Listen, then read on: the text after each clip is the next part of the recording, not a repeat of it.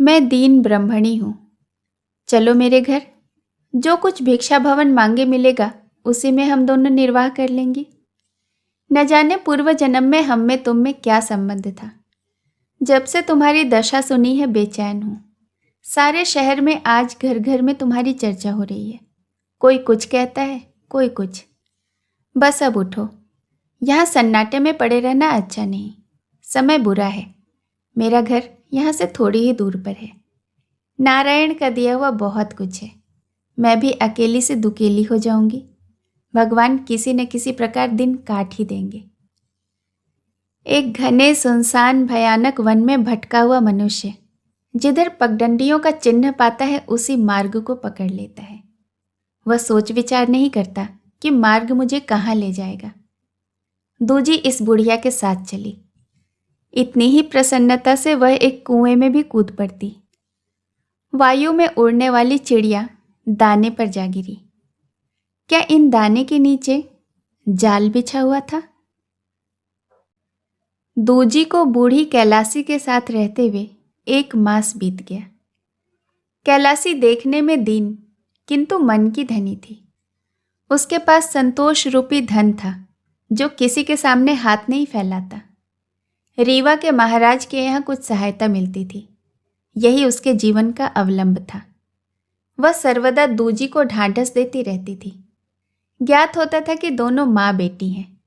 एक ओर से पूर्ण सहानुभूति और ढांढस, दूसरी ओर से सच्ची सेवा और विश्वास। कैलासी कुछ हिंदी जानती थी।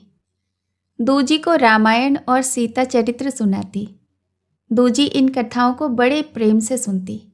वह सारे दिन रोती रहती। सोई तो सीता की मूर्ति उसके सामने खड़ी थी। उसके शरीर पर उज्जवल साड़ी थी। आंखों और आंसू की ओट में प्यार छुपा हुआ था। दूजी हाथ फैलाए हुए लड़कों की भांति उनकी तरफ दौड़ी। माता, मुझे अपने साथ ले चलो। मैं वन में तुम्हारी सेवा करूंगी। तुम्हारे लिए पुष्प शैया बिछाऊंगी। तुमको कमल के थालों में फलों की भोजन कराऊंगी। तुम वहां अकेली एक बूढ़े साधु के साथ कैसे रहोगी? मैं तुम्हारे चित्त को प्रसन्न रखूंगी। जिस समय हम और तुम वन के किसी सागर के किनारे घने वृक्षों की छाया में बैठेंगे, उस समय मैं वायु की धीमी धीमी लहरों में गाऊंगी। सीता ने उसको तिरस्कार देकर कहा, तू कलंकिनी है, मैं तुम्हें स्पर्श नहीं कर सकती। तपस्या की आंच में अपने आप को पवित्र कर।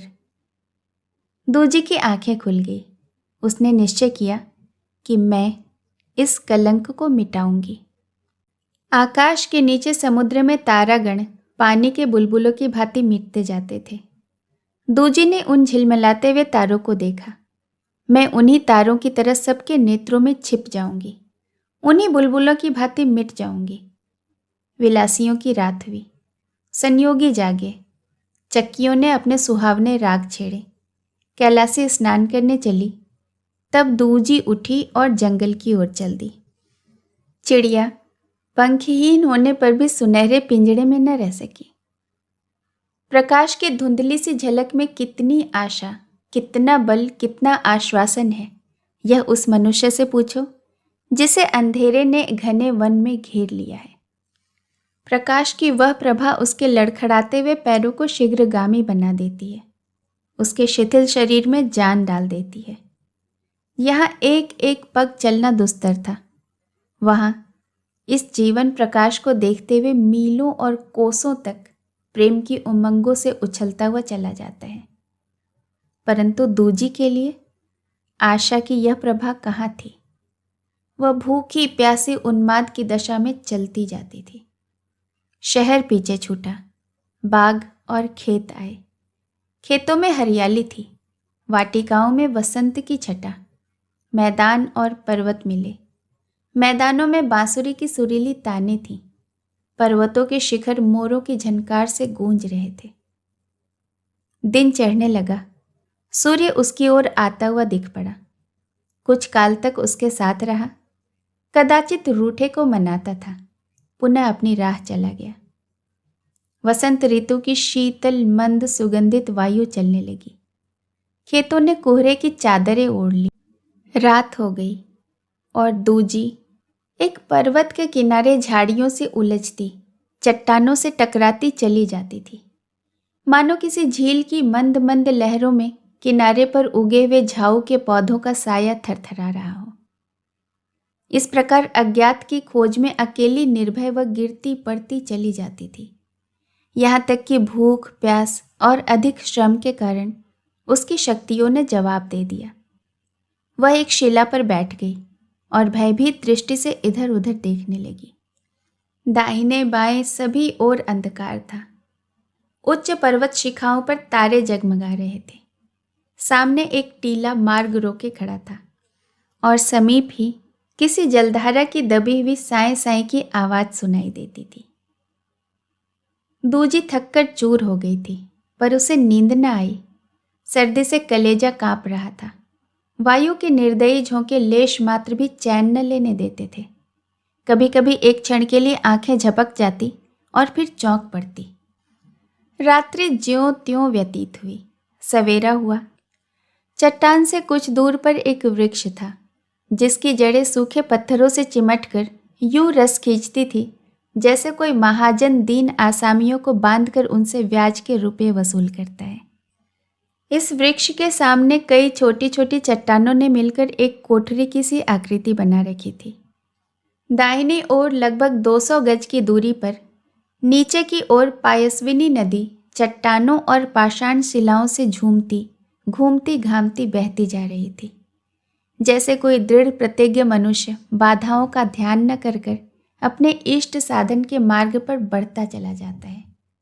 नदी के किनारे साधु प्रकृति वकुले चुपचाप मौन व्रत धारण किए हुए बैठे थे। संतोषी जल पक्षी पानी में तैर रहे थे। लोभी टिटहरियां नदी पर मंडराती थी और रह रहकर मछलियों की खोज में टूटती थीं। खिलाड़ी मैंने निशंक अपने पैरों को खुजला खुजला कर स्नान कर रहे थे और चतुर कौवे झुंड के झुंड भोजन संबंधी प्रश्नों को हल कर रहे थे। एक वृक्ष के नीचे मोरों की सभा सुसज्जित थी और वृक्षों की शाखाओं पर कबूतर आनंद कर रहे थे। एक दूसरे वृक्ष पर महाशय काग एवं श्रीमान पंडित नीलकंठ जी घोर शास्त्रार्थ में प्रवृत्त थे। महाशय काग ने छेड़ने के लिए पंडित जी के निवास स्थान की ओर दृष्टि डाली थी। इस पर पंडित जी इतने क्रोधित हुए कि महाशय काग के पीछे पड़ गए। महाशय काग अपनी स्वाभाविक बुद्धिमत्ता को काम में लाकर सहज ही भाग खड़े हुए। श्रीमान पंडित जी भला बुरा कहते हुए काग के पीछे पड़ गए। किसी भांति महाराज जी की सर्वज्ञता ने उनकी जान बचाई।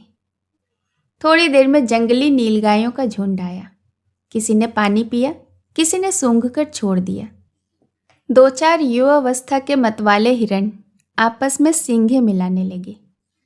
फिर एक काला हिरण अभिमान भरे नेत्रों से देखता, ऐंठ ऐंठ कर पग उठाता हुआ मृगनयनियों को साथ लिए नदी के किनारे आया। बच्चे थोड़ी दूर पर खेलते हुए चले आते थे और कुछ हटकर एक वृक्ष के नीचे बंदरों ने अपने डेरे डाल रखे थे। बच्चे क्रीड़ा करते थे। पुरुषों में छेड़खानी हो रही थी। रमणियां सा आनंद बैठे एक दूसरे की बालों से जुएं निकालती थी और उन्हें अपने मुंह में रखती जाती थी। दूजी एक चट्टान पर अर्धनिद्रा की दशा में बैठी हुई यह दृश्य देख रही थी। थकान के कारण निद्रा आ गई। नेत्रपट बंद हो गए। प्रकृति की इस रंगभूमि में दूजी ने अपने 14 वर्ष व्यतीत किए। वह प्रतिदिन प्रातःकाल इसी नदी के किनारे शिलाओं पर बैठी यह दृश्य देखती और लहरों की करुणिक ध्वनि सुनती। उसी नदी की भांति उसके मन में लहरें उठती, जो कभी धैर्य और साहस के किनारों पर चढ़कर नेत्रों द्वारा बह निकलती। उसे मालूम होता कि वन के वृक्ष तथा जीव जंतु सब मेरी ओर व्यंग्यपूर्ण नेत्रों से देख रहे हैं।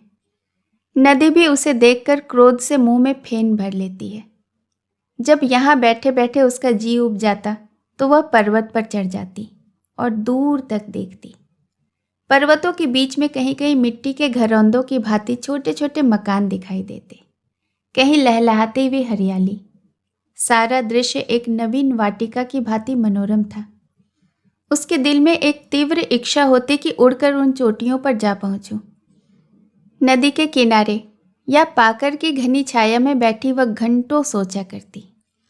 बचपन के वे दिन याद आ जाते जब वह सहेलियों के गले में बाहें डालकर महुए चुनने जाया करती थी। फिर गुड़ियों के ब्याह का स्मरण हो जाता। पुनः अपनी प्यारी मातृभूमि की पनघट आंखों में फिर जाती। आज भी वहां भीड़ भाड़ होगी, वही हास्य, वही चहल पहल। पुनः अपना घर ध्यान में आ जाता और वह गाय स्मरण में आ जाती जो उसे देखकर हुंकार भरती हुई प्रेम का परिचय देती थी। मुन्नू का स्मरण हो जाता जो उसके पीछे पीछे छलांगे मारता हुआ खेतों में जाया करता, जो बर्तन धोते समय बार बार बर्तनों में मुंह डालता। तब ललन सिंह नेत्रों के सामने आ खड़े होते थे। होठों पर वही मुस्कुराहट, नेत्रों में वही चंचलता। तब वह उठ खड़ी होती और अपना मन दूसरी ओर ले जाने की चेष्टा करती। दिन गुजरते थे किंतु बहुत धीरे धीरे। वसंत आया। सेलम की लालिमा एवं कचनार की उदी पुष्पमाला अपनी यौवन छटा दिखाने लगी। मकोई के फल महके। गर्मी प्रारंभ हुआ। प्रातःकाल समीर के झोंके, दोपहर की लू, जलती हुई लपट, डालियां फूलों से लदी हुई। फिर वह समय आया कि जब न दिन को सुख था न रात को नींद। दिन तड़पता था, रात जलती थी। नदियां बधिकों के हृदय की भांति सूखने लगी। वन के पशु मध्याह्न की धूप में प्यास के कारण जिह्वा निकाले पानी की खोज में इधर उधर दौड़ते फिरते थे। जिस प्रकार द्वेष से भरे हुए दिल तनिक तनिक सी बातों पर जल उठते हैं, उसी प्रकार गर्मी से जले हुए वन वृक्ष कभी कभी वायु के झोंकों से परस्पर रगड़ खाकर जल उठते हैं। ज्वाला ऊंची उठती थी, मानो अग्निदेव ने तारागणों पर धावा मारा है। वन में एक भगदड़ सी पड़ जाती। फिर आंधी और तूफान के दिन आए। वायु की देवी गरजती हुई आती। पृथ्वी और आकाश थर्रा उठते। सूर्य छिप जाता, पर्वत भी कांप उठते। पुनः वर्षा ऋतु का जन्म हुआ। वर्षा की झड़ी लगी, वन लहराए, नदियों ने पुनः पुनः अपने सुरीले राग छेड़े। पर्वतों के कलेजे ठंडे हुए, मैदान में हरियाली छाई। सारस की ध्वनि पर्वतों में गूंजने लगी। आषाढ़ मास में बाल्यावस्था का अल्हड़पन था। श्रावण में युवावस्था के पग बढ़े, फुहारे पड़ने लगी। भादो कमाई के दिन थे, जिसने झीलों के कोष भर दिए, पर्वतों को धनाढ्य कर दिया। अंत में बुढ़ापा आया। कास के उज्जवल बाल लहलहाने लगे। जाड़ा आ पहुंचा। इस प्रकार ऋतु परिवर्तन हुआ। दिन और महीने गुजरे, वर्ष आए और गए, किंतु दूजी ने विंध्याचल के उस किनारे को न छोड़ा। गर्मियों के भयानक दिन और वर्षा की भयावनी रातें सब उसी स्थान पर काटती। क्या भोजन करती थी, क्या पहनती थी, इसकी चर्चा व्यर्थ है। मन पर चाहे जो बीते, किंतु भूख और ऋतु संबंधी कष्ट का निवारण करना ही पड़ता है। प्रकृति की थाल सजी हुई थी। कभी बनबेरी और शरीफों के पकवान थे, कभी तेंदू, कभी मकोई, कभी राम का नाम। वस्त्रों के लिए चित्रकूट के मेले में साल में केवल एक बार जाती। मोरों के पर, हिरणों के सींग, वन औषधियां महंगे दामों में बिकती। कपड़ा भी आया, बर्तन भी आए, यहाँ तक कि दीपक जैसी विलास वस्तु भी एकत्र होगी। एक छोटी सी गृहस्थी जम गई। दूजी ने निराशा की दशा में संसार से विमुख होकर जीवन व्यतीत करना जितना सहज समझा था, उससे कहीं अधिक कठिन मालूम हुआ। आत्मानुराग में निमग्न वैरागी तो वन में रह सकता है, परंतु एक स्त्री जिसकी अवस्था हंसने खेलने में व्यतीत हुई हो, बिना किसी नौका के सहारे विराट सागर को किस प्रकार पार करने में समर्थ हो सकती है। 2 वर्ष के पश्चात दूजी को वहां एक एक दिन एक एक वर्ष सा प्रतीत होने लगा। कालक्षेप करना दुस्तर हो गया। घर की सुधि एक क्षण भी विस्मृत न होती थी। कभी कभी वह इतनी व्यग्र होती कि एक क्षण मात्र के लिए भी अपमान का भय न रहता। वह दृढ़ विचार करके उन पहाड़ियों के बीच शीघ्रता से पग बढ़ाती, घर की ओर चलती, मानो कोई अपराधी कारागार से भागा जाता हो। किंतु पहाड़ियों की सीमा से बाहर आते ही उसके पग स्वयं रुक जाते। वह आगे न बढ़ने सकती थी। तब वह ठंडी सांस भरकर शिला पर बैठ जाती, और फूट फूट कर रोती। फिर वह भयानक रात्रि और वही सघन कुंज, वही नदी की भयावनी गरज और शिगालों की वही विकराल ध्वनि। ज्यों ज्यों भीजे कामरी, त्यों त्यों भारी होए। भाग्य को धिक्कारते धिक्कारते उसने ललन सिंह को धिक्कारना आरंभ किया।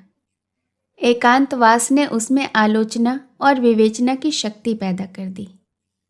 मैं क्यों इस वन में मुंह छिपाए दुख के दिन व्यतीत कर रही हूं? यह उसी निर्दयी ललन सिंह की लगाई आग है। कैसे सुख से रहती थी, इसी ने आकर मेरे झोपड़े में आग लगा दी। मैं अबोध और अनजान थी। उसने जानबूझकर मेरा जीवन भ्रष्ट कर डाला, मुझे अपने आमोद का केवल एक खिलौना बनाया। यदि उसे मुझसे प्रेम होता तो क्या वह मुझसे विवाह न कर लेता? वह भी तो चंदेल ठाकुर था। हाय, मैं कैसी अज्ञानी थी, अपने पैरों पर आप ही कुल्हाड़ी मारी। इसी प्रकार मन से बातें करते करते ललन सिंह की मूर्ति उसके नेत्रों के सम्मुख आ खड़ी होती और वह घृणा से मुंह फेर लेती। वह मुस्कुराहट जो उसका मन हर लिया करती थी, वह प्रेम में मृदु भाषा जो उसकी नसों में सनसनाहट पैदा कर देती थी, वह क्रीड़ा में हाव भाव जिन पर वह मतवाली हो जाती थी, अब उसे एक दूसरे ही रूप में दृष्टिगोचर होते थे। उनमें अब प्रेम की झलक न थी। अब वह कपट प्रेम और काम तृष्णा के गाढ़े रंग में रंगे हुए दिखाई देते थे। वह प्रेम का कच्चा घरौंदा जिसमें वह गुड़िया बनकर बैठी थी, वायु के झोंके में संभला, किंतु जल के प्रवाह में न संभल सका। अब वह अभागी गुड़िया निर्दयी चट्टान पर पटक दी गई है कि रो रो कर वह अपने जीवन के दिन काटते। उन गुड़ियों की भांति जो गोटे पक्के और आभूषणों से सजी हुई मखमली पिटारों में भोग विलास करने के पश्चात नदी और तालाब में बहा दी जाती है, डूबने के लिए, तरंगों के थपेड़े खाने के लिए। ललन सिंह के तरफ से फिरते ही दूजी का मन एक अधीरता के साथ भाइयों की ओर मुड़ा। मैं अपने साथ उन बेचारों को व्यर्थ ले डूबी। मेरे सिर पर उस घड़ी न जाने कौन सा भूत सवार था। उन बेचारों ने तो जो कुछ किया मेरी ही मर्यादा रखने के लिए किया। मैं तो उन्मत्त हो रही थी। समझाने बुझाने से क्या काम चलता? और समझाना बुझाना तो स्त्रियों का काम है। मर्दों का समझाना तो उसी ढंग का होना चाहिए और होता ही है। नहीं मालूम उन बेचारों पर क्या बीती। क्या मैं उन्हें फिर कभी देख सकूंगी? यह विचारते विचारते भाइयों की वह मूर्ति उसके नेत्रों में फिर जाती जो उसने अंतिम बार देखी थी, जब वह उस देश को जा रहे थे जहां से लौटकर फिर आना मानो मृत्यु के मुख से निकल आना है। वह रक्तवर्ण नेत्र, वह अभिमान से भरी हुई चाल, वह फिरे हुए नेत्र जो एक बार उसकी ओर उठ गए थे। आह, उनमें क्रोध या द्वेष न था, केवल क्षमा थी। वह मुझ पर क्रोध क्या करते? फिर अदालत के इजलास का चित्र नेत्रों के सामने खिंच जाता। भाइयों के वह तेवर, उनकी वह आंखें जो क्षण मात्र के लिए क्रोधाग्नि से फैल गई थी, फिर उनकी प्यार भरी बातें, उनके प्रेम का स्मरण आता। पुनः वे दिन याद आ जाते जब वह उनकी गोद में खेलती थी, जब वह उनकी अंगुली पकड़कर खेतों पर जाया करती थी। हाय, क्या वह दिन कभी आएंगे? मैं उनको पुनः देख सकूंगी। एक दिन वह था कि दूजी अपने भाइयों के रक्त की प्यासी थी। निदान एक दिन आया कि वह पयस्विनी नदी के तट पर कंकड़ियों द्वारा दिनों की गणना किया करती थी। एक कृपण जिस सावधानी से रुपयों को गिन गिन कर इकट्ठा करता है, उसी सावधानी से दूजी इन कंकड़ियों को गिन गिन कर इकट्ठा करती थी। नित्य संध्या काल वह इस ढेर में पत्थर का एक टुकड़ा और रख देती और उसे क्षण मात्र के लिए मानसिक सुख प्राप्त होता। इन कंकड़ियों का ढेर अब उसका जीवन धन था। दिन में अनेक बार इन टुकड़ों को देखती और गिनती। असहाय पक्षी पत्थर के ढेरों से आशा के खोते बनाता जाता था। यदि किसी को चिंता और शोक की मूर्ति देखनी हो तो यह पायस्विनी नदी के तट पर प्रतिदिन सायंकाल देख पड़ती है। डूबे हुए सूर्य के किरणों की भांति उसका मुखमंडल पीला है। वह अपने दुख में विचारों में डूबी हुई तरंगों की ओर दृष्टि लगाए बैठी रहती है। यह तरंगे इतनी शीघ्रता से कहाँ जा रही हैं? मुझे भी अपने साथ क्यों नहीं ले जाती? क्या मेरे लिए वहाँ भी स्थान नहीं है? कदाचित शोक क्रंदन में यह मेरी संगिनी है। तरंगों की ओर देखते देखते उसे ऐसा ज्ञात होता कि वह मानो स्थिर हो गई है और मैं शीघ्रता से बही जा रही हूँ। तब वह चौंक पड़ती और अंधेरी शिलाओं के बीच मार्ग खोजती हुई अपने शोक स्थल पर आ जाती। इसी प्रकार दूजी ने अपने दुख के दिन व्यतीत किए। 30-30 ढेलों के 12 ढेर बन गए। तब उसने उन्हें एक स्थान पर इकट्ठा कर दिया। वह आशा का मंदिर उसी हार्दिक अनुराग से बनता रहा जो किसी भक्त को अपने इष्ट देव के साथ होता है। रात्रि के 12 घंटे बीत गए। पूर्व की ओर प्रातःकाल का प्रकाश दिखाई देने लगा। मिलाप का समय निकट आया। इच्छा रूपी अग्नि की लपट बढ़ी। दूजी उन ढेरों को बार बार गिनती, महीनों के दिनों की गणना करती। कदाचित एक दिन भी कम हो जाए। हाय, आजकल उसके मन की वह दशा थी जो प्रातःकाल सूर्य के सुनहरे प्रकाश में हलकोरे लेने वाले सागर की होती है, जिसमें वायु की तरंगों से मुस्कुराता हुआ कमल झूलता रहता है। आज दूजी इन पर्वतों और वनों से विदा होती है। वह दिन भी आ पहुंचा जिसकी राह देखते देखते एक युग बीत गया। आज 14 वर्ष के पश्चात उसकी प्यासी पलकें नदी में लहरा रही हैं। बरगद की जटाएं नागिन बन गई हैं। उस सुनसान वन में उसका चित्त कितना दुखित था, किंतु आज उससे पृथक होते हुए भी दूजी के नेत्र भर भर आते हैं।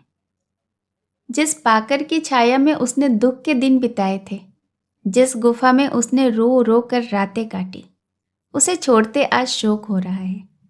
यह दुख के साथी हैं। सूर्य की किरणें दूजी की आशाओं की भांति कोहरे की घटाओं को हटाती चली जाती थी। उसने अपने दुख के मित्रों को अश्रुपूर्ण नेत्रों से देखा। पुनः ढेरों के पास गई जो उसके 14 वर्ष की तपस्या के स्मारक चिन्ह थे। उन्हें एक एक कर चूमा, मानो वह देवी के चबूतरे हैं। तब वह रोती हुई चली जैसे लड़कियां ससुराल को चलती हैं। संध्या के समय उसने शहर में प्रवेश किया और पता लगाते हुए कैलासी के घर आई। घर सूना पड़ा था। तब वह विनय कृष्ण बघेल का घर पूछते पूछते उनके बंगले पर आई। कुंवर महाशय टहलकर आए ही थे कि उसे खड़ा देखा। पास आए। उसके मुख पर घूंघट था। दूजी ने कहा, महाराज, मैं एक अनाथ दुखिया हूं। कुंवर साहब ने आश्चर्य से पूछा, तुम दूजी हो? इतने दिनों तक कहाँ रही? कुंवर साहब के प्रेम भाव ने घूंघट को और बढ़ा दिया। इन्हें मेरा नाम स्मरण है? यह सोचकर दूजी का कलेजा धड़कने लगा। लज्जा से सिर नीचे झुक गया।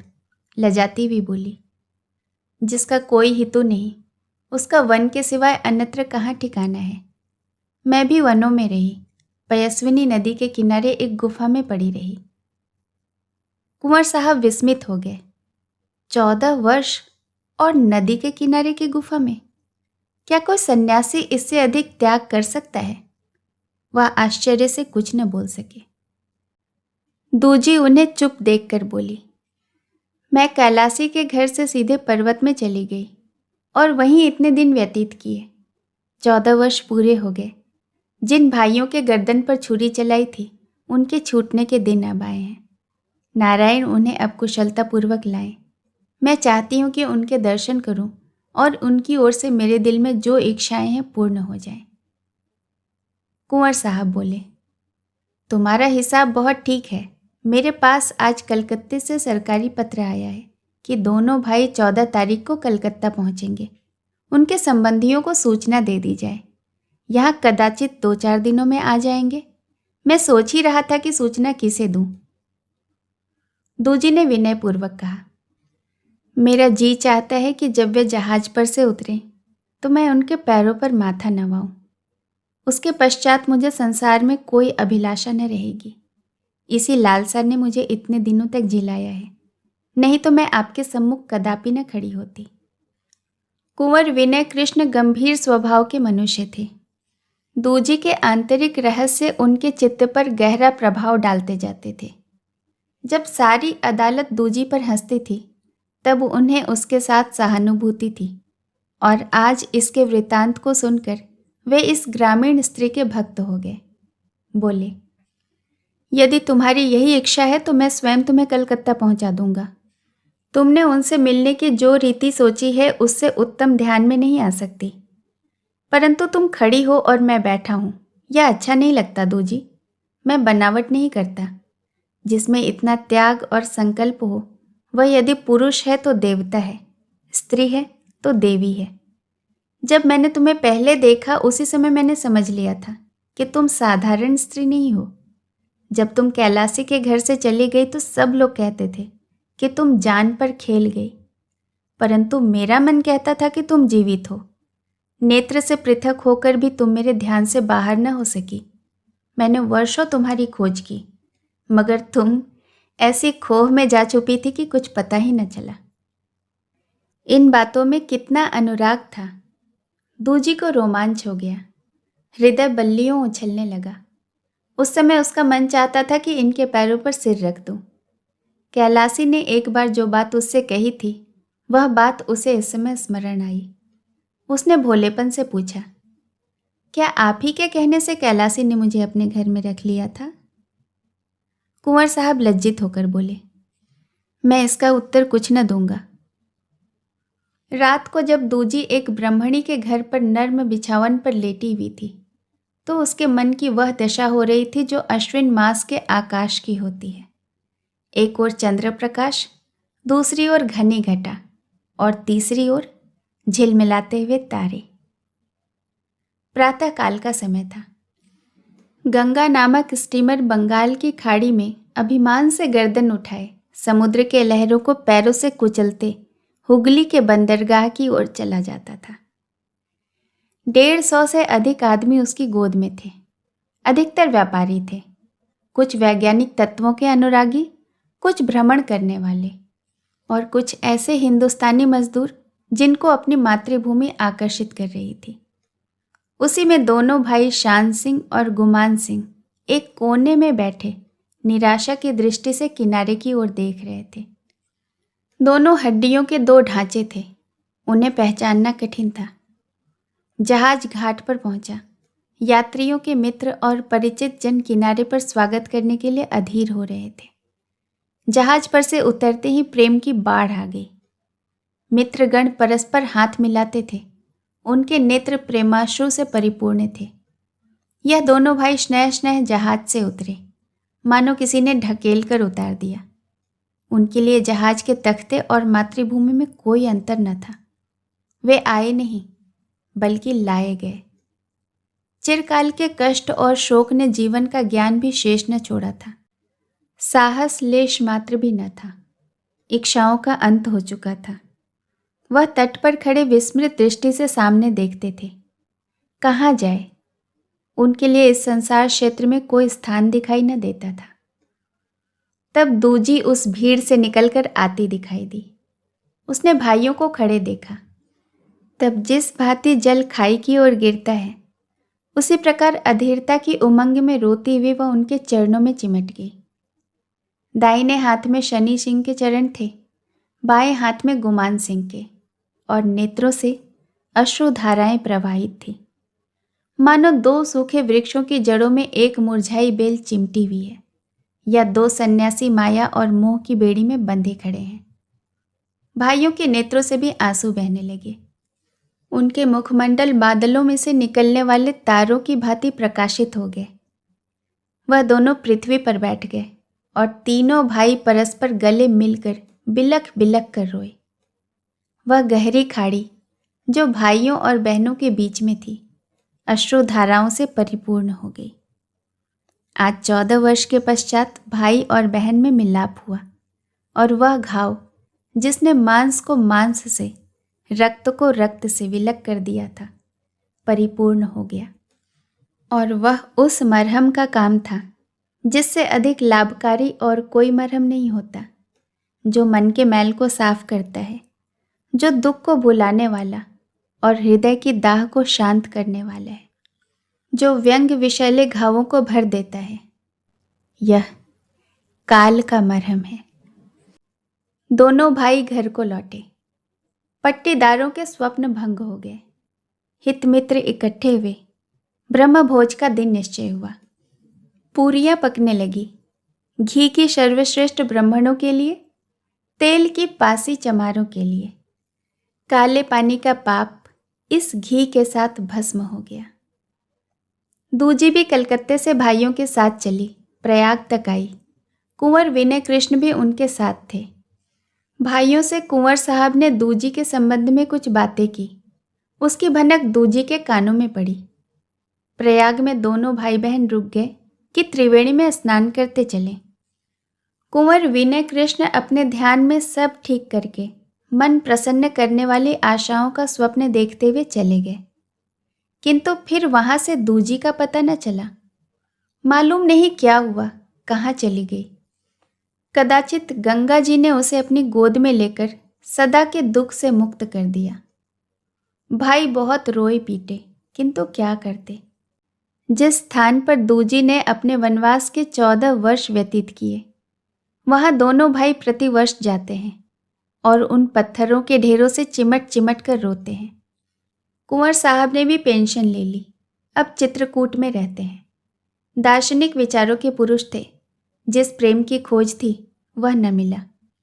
एक बार कुछ आशा दिखाई दी थी, जो 14 वर्ष एक विचार के रूप में स्थित रही।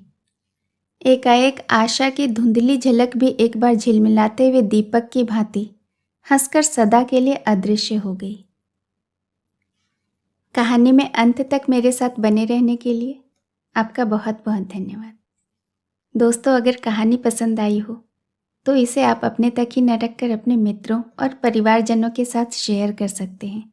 और अगर चैनल अब तक नहीं सब्सक्राइब किया है तो इसे कृपया सब्सक्राइब कर लें और इसके साथ लगे बेल आइकन को भी प्रेस करें, ताकि मेरे द्वारा अपलोड की हुई कहानियाँ आप तक सबसे पहले पहुँचें। अपना ख्याल रखिए। धन्यवाद।